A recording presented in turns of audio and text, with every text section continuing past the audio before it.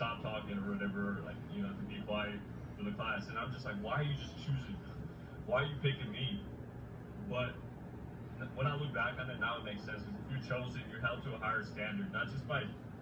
It's like there's something about you. Since you have the Spirit of God in you ever since birth, you're held to a higher standard no matter what you do. You're supposed to be like.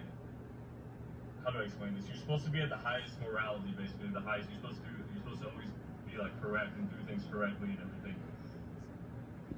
So, because like when I was younger, I was like, that's so unfair. I was like, why do you just pick me? Why don't you say everyone else is on their phone? You just look at them as like they're allowed to do that, but I'm not allowed to do it. But being a chosen one, that's how your whole life works. They're allowed to do that. You're not allowed to do that.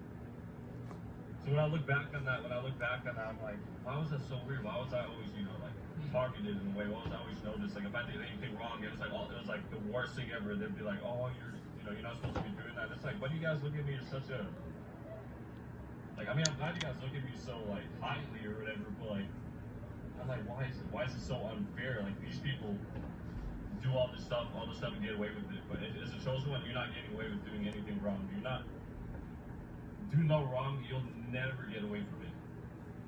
You'll never get away from it. So this makes sense, but it's nothing to worry about. Since you're chosen by the Most High, you're at the standards of the Most High. So you're not supposed to be wicked. You're not supposed to be a sinner. You're not supposed to be. I mean, everybody's a sinner. I've sinned. I bet you whoever's watching has sinned.